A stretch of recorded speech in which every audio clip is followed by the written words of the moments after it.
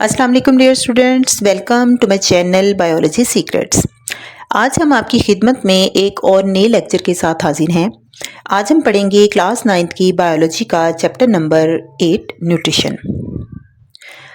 Previously हमने start किया था ह्यूमन एलिमेंट्री कैनाल और इसके 3 पार्ट्स हम ऑलरेडी बना चुके हैं, जिसमें हमने पार्ट 1 में पढ़ा था ओरल कैविटी के बारे में, पार्ट 2 में हमने पढ़ा था फेरेंक्स एंड इसोफेगस और पार्ट 3 में हमने स्टमक के बारे में पढ़ा था।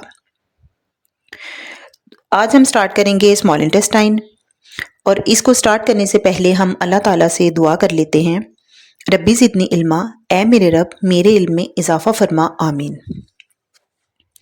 तो स्मॉल इंटेस्टाइन क्या होती है? स्मॉल इंटेस्टाइन स्टमक के फ़ौरन बाद स्टार्ट होने वाले पार्ट को, स्टार्ट होने वाले ऑर्गन को कहते हैं और ये एलिमेंट्री कैनाल का सबसे लंबा हिस्सा होता है। सबसे डायलेटेड हिस्सा हमने पढ़ा था स्टमक होता है और ये सबसे लंबा हिस्सा होता है स्मॉल इंटेस्टाइन का, और इसके आगे 3 पार्ट्स होते हैं।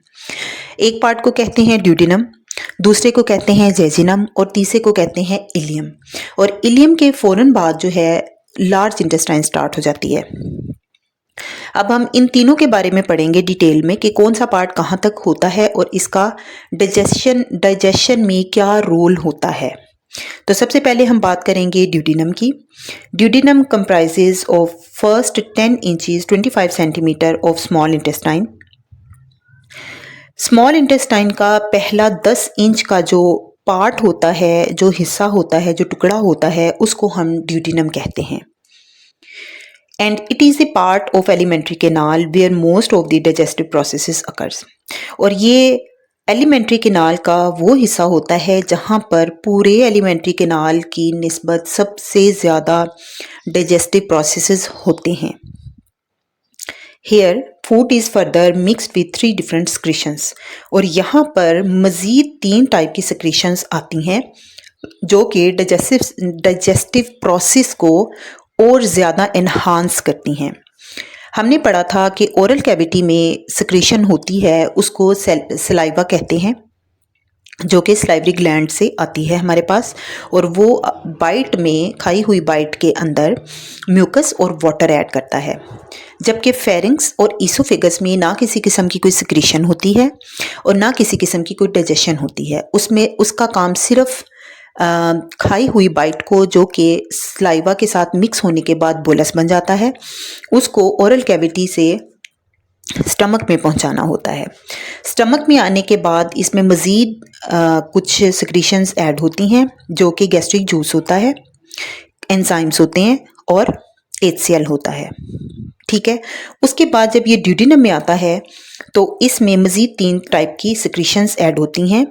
Number 1 bile, number 2 pancreatic juice और नंबर 3 इंटेस्टाइनल जूस। बाइल क्या होती है? Bile from liver helps in the digestion of lipid through emulsification, that is by keeping the liquid droplets separate from one another. Bile secretion होती है liver की, और liver वो important एक associated organ होता है विद एलिमेंट्री कैनाल, जो कि एलिमेंट्री कैनाल की कॉन्टिन्यूएशन नहीं होता, लेकिन ये इसके साथ एसोसिएट इसलिए होता है कि जब तक इसमें बाइल की सिक्रीशन नहीं आएगी तब तक हमारे लिपिड्स जो हैं वो डाइजेशन उनकी नहीं हो सकती। तो जो लिवर से सिक्रीशन आती है उसको बाइल कहते हैं, जो कि लिवर से बाइलरी डक्ट के ज़रिए ड्यूडेनम में आकर ओपन होती है। और इसका काम क्या होता है कि ये इमल्सिफिकेशन करती है। इमल्सिफिकेशन करके ये लिवर, जो हमारे लिपिड्स होते हैं, उनको एक दूसरे के साथ जुड़ने नहीं देती, उनको अलग अलग ड्रॉपलेट्स में रखती है ताकि उन पे वर्किंग कम करनी पड़े और उनकी डाइजेशन ईजीली हो जाए। उसके बाद नेक्स्ट आता है हमारे पास पेंक्रियाटिक जूस। पेंक्रियाटिक जूस जाहिर है आपको नाम से ही पता चल रहा है पेंक्रियास से आता है। कंटेन्स एंजाइम्स ट्रिप्सिन, और इसमें 3 तरह के एंजाइम आते हैं। एक तो आता है ट्रिप्सिन, एक आता है पेंक्रियाटिक अमाइलेज और दूसरा आता है लाइपेज, जो कि डाइजेशन करते हैं किस किस की? प्रोटीन्स की, कार्बोहाइड्रेट्स की एंड लिपिड्स की। जो ट्रिप्सिन है वो प्रोटीन की डाइजेशन करेगा यहाँ पर, जबकि स्टमक में पेप्सिनोजिन ने पेप्सिन में कन्वर्ट होके इसकी डाइजेशन की थी। ठीक है जी। पेप्सिनोजिन से पेप्सिन बना था, फिर उसने आगे प्रोटीन की डाइजेशन की थी, लेकिन यहाँ पर ट्रिप्सिन है जो कि मजीद जो प्रोटीन रह जाती हैं उसके अंदर उसको डाइजेस्ट करता है। जो पैंक्रियाटिक अमाइलेज है वो कार्बोहाइड्रेट्स पे एक्ट करता है और जो लाइपेज है वो लिपिड्स पे करता है। और नंबर 3 पे हमारे पास आता है इंटेस्टाइनल जूस, जो कि इंटेस्टाइन से ही आता है। कहाँ से सिक्रीट होता है? From intestinal walls containing many enzyme for the complete digestion of all kinds of food। ये इसकी इंटेस्टाइन की अपनी ही सिक्रीशन होती है जो कि हर किस्म की खुराक के ऊपर अपना काम करती है। Next to the duodenum is 2.4 metres long jejunum. अब यहाँ पर ड्यूडेनम ख़त्म हो जाती है, उससे अगला जो 2.4 मीटर्स लंबा हिस्सा होता है उसको जेजिनम कहते हैं। It is concerned with the rest of the digestion of protein, carbohydrates and lipids of our bite।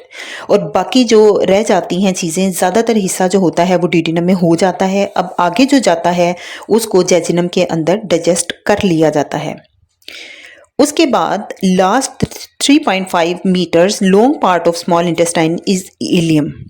और उसके बाद जो नेक्स्ट 3.5 मीटर्स का हिस्सा होता है उसको हम इलियम कहते हैं, जो कि स्मॉल इंटेस्टाइन का लास्ट पार्ट होता है। It is concern with the absorption of digested food. अब इसमें क्या होता है कि जो फूड डाइजेस्ट ऊपर हो जाती है उसकी यहाँ पे एब्जॉर्प्शन होती है। There are circular folds in the inner wall of ileum. अगर हम इसके इंटरनल स्ट्रक्चर की बात करें कि इलियम का स्ट्रक्चर अंदर से क्या होता है, तो इसमें बहुत सारे सर्कुलरी फोल्ड्स होते हैं। सर्कुलरी फोल्ड होने का मतलब ये है कि जस्ट लाइक आपकी फिंगर्स, इसमें इस तरह के फोल्ड होते हैं। उससे क्या होता है कि सरफेस एरिया ज़्यादा हो जाता है। सरफेस एरिया ज़्यादा होगा तो एब्जॉर्प्शन ज़्यादा होगी और आसानी से होगी। These folds have numerous finger-like projection wall villi, single villus। अब ये जो फोल्ड होते हैं ये फिंगर की तरह की प्रोजेक्शंस होती हैं और इन प्रोजेक्शन को हम विलाई कहते हैं, जो कि ज़्यादा को मिलाकर, और अगर एक की बात करें तो उसको विलस कहते हैं। Villi increase the surface area of the inner walls and it helps a lot in the absorption of digested food. अब ये जो विलाए होते हैं वो सरफेस एरिया को इंक्रीज करते हैं और इस तरह एब्जॉर्प्शन जो है वो आसानी से हो जाती है।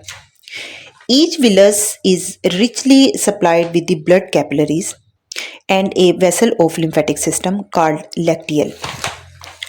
अब ये जो हमारे पास विलाए होते हैं, जो फिंगर लाइक प्रोजेक्शंस होती हैं, इसके अंदर कैपिलरीज का एक बहुत कंडेंस सा, बहुत ज़्यादा रिच सा एक नेटवर्क होता है। वो इसलिए कि जैसे ही एब्जॉर्प्शन करके वो सेल विलाई के इसको अपने अंदर लेकर आएँ तो साथ ही ये ब्लड के अंदर चले जाएं ताकि ये पूरी बॉडी में सर्कुलेट हों। ठीक है जी। और इसके साथ साथ इसमें लिम्फेटिक सिस्टम के भी लिम्फेटिक सिस्टम का भी एक नेटवर्क इसके साथ ही होता है। जहाँ जहाँ पे ब्लड होता है वहाँ वहाँ पे लिम्फेटिक सिस्टम भी साथ साथ चलता है। और यहाँ पर इसके ये जो लिम्फेटिक सिस्टम है इसको लैक्टियल कहेंगे। The walls of villus are only single cell thick. अब इसकी जो विलाए होते हैं उनकी जो वॉल होती हैं वो सिर्फ एक सिंगल सेल पे मुश्तमिल होती हैं। वो इसलिए कि जितना थिन होगा वो उतनी ज़्यादा उसमें से उसके अंदर से आराम से एब्जॉर्ब हो जाएंगे जितने भी हमारे फूड के न्यूट्रिएंट्स होते हैं। The digested molecule that is simple sugars and amino acids are absorbed from the intestine into the blood capillaries present in villi। तो वहाँ से फिर आसानी से एब्जॉर्प्शन हो जाती है किन चीज़ों की, जो कि अब यूनिट्स में कन्वर्ट हो जाते हैं। लाइक शुगर, सिंपल शुगर जो होती हैं वो किसका, कार्बोहाइड्रेट से आती हैं। अमाइनो एसिड हमारे पास जो है वो प्रोटीन से आते हैं। ठीक है, तो वो इजीली ब्लड के अंदर एब्जॉर्ब हो जाते हैं। ब्लड कैरीज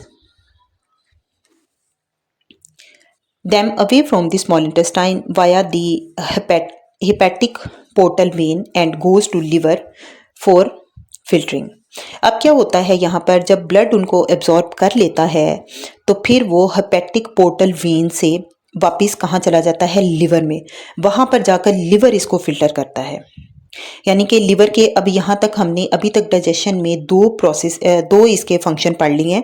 एक तो ये कि वो वहाँ से सिक्रीट करता है बाइल, जो कि एमल्सिफिकेशन करता है, और उसके बाद जब चीज़ें उसमें एब्जॉर्ब हो जाती हैं तो वो फिर दोबारा हमारा लिवर में भेजी जाती हैं, जहाँ पर वो फिल्टर करता है। और फिल्टर वो किसको करता है, toxins are removed and extra food is stored.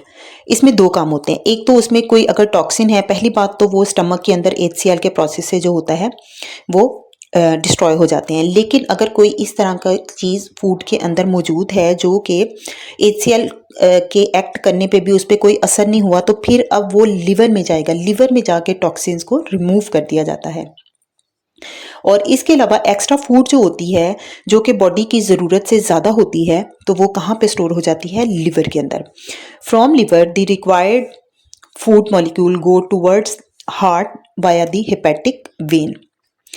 अब लिवर से फूड के मॉलिक्यूल जो होते हैं वो हेपेटिक वेन से हार्ट की तरफ चले जाते हैं। ठीक है, हार्ट क्या करता है, ब्लड को पंप करता है और पंप करके वो पूरी बॉडी के अंदर इसको पहुंचा देता है। Fatty acid and glycerol present in the small intestine are absorbed into the lacteal of villus। अब जो फैटी एसिड और ग्लिसरॉल वगैरह होते हैं जो कि स्मॉल इंटेस्टाइन के अंदर प्रेजेंट होते हैं, वो कहाँ पे चले जाते हैं, लैक्टियल में। लैक्टियल क्या है, हमारा लिम्फेटिक सिस्टम है, और लिम्फेटिक सिस्टम किस में हमारी हेल्प करता है, हमारी इम्यूनिटी में। फैटी एसिड्स एंड ग्लिसरॉल ये दोनों जाके वहाँ पर हमारे इसमें मिल जाते हैं, शामिल हो जाते हैं लिम्फेटिक सिस्टम में, और ये ब्लड के साथ साथ मूव करते हैं पूरी बॉडी में। और जहाँ पर इनको लगता है कि यहाँ पे इम्यूनिटी स्ट्रॉन्ग होनी चाहिए, वहाँ पर वो जाकर एक्ट करते हैं और बाकी पूरे बॉडी के अंदर अपने अपने टारगेट ऑर्गन पे पहुँच जाते हैं। Lacteal carries them to the main lymphatic duct from where they enter in the blood stream. ठीक है जी, यहाँ तक हमने इसको पढ़ लिया, हमें इसकी अच्छे से समझ आ गई। नेक्स्ट हम देखते हैं कि ये इसमें हमें क्या इंफॉर्मेशन दी गई है। A non functional finger like processes called appendix arise from the blind end of the caecum. जहाँ पे हमारी स्मॉल एंड लार्ज इंटेस्टाइन मिलती है, वहाँ पर एक फिंगर लाइक नॉन फंक्शनल एक ऑर्गन प्रेजेंट होता है जिसको अपेंडिक्स कहा जाता है, और इसका एक एंड जो है वो इनके साथ अटैच होता है और दूसरा ब्लाइंड एंड होता है, और वो फ्रीली हमारी बॉडी के अंदर पड़ा हुआ होता है। एक तरफ से अटैचमेंट होती है और एक तरफ से वो फ्री होता है, just like a finger. Inflammation of the appendix due to infection cause severe pain. और अगर इसमें किसी भी किस्म का कोई इन्फेक्शन हो जाए, कोई इन्फ्लेमेशन हो जाए, तो इसमें शदीद किस्म की पेन होती है। The infected appendix must be removed surgically, otherwise it may burst and inflammation में स्प्रेड इन दी एब्डोमेन। अगर तो इसमें शदीद किस्म की पेन हो तो फ़ौरन डॉक्टर को चेक कराना चाहिए, जो कि देख लेते हैं कि अब अपेंडिक्स का कोई ऐसा इशू है चूँकि इसका कोई फंक्शन भी नहीं होता बॉडी में, तो इसलिए इसको फ़ौरन से पहले रिमूव कर दिया जाता है सर्जिकली। और अगर ये रिमूव ना हो तो इसके फटने के चांसेस होते हैं, जिसकी वजह से आपके पूरे बॉडी में टॉक्सिन्स या इन्फेक्शन फैल सकता है। ठीक है जी, यहाँ तक हमारा आज का लेक्चर कंप्लीट हो जाता है। प्रीवियस के आपको लिंक जो हैं वो नीचे डिस्क्रिप्शन में मिल जाएंगे, वहाँ से जाकर आप इसको देख सकते हैं, पढ़ सकते हैं, और अगर किसी किस्म की कन्फ्यूजन हो तो मेरे से आप कमेंट बॉक्स में पूछ सकते हैं। फर्दर वीडियो के लिए आप मेरे चैनल को लाइक करें, सब्सक्राइब करें, शेयर करें अपने दोस्तों के साथ, अपने फैमिली मेम्बर्स के साथ, ताकि वो लोग भी इन लेक्चर से फ़ायदा उठा सकें। नेक्स्ट लेक्चर तक के लिए मुझे इजाज़त दीजिएगा। अल्लाह हाफ़िज़।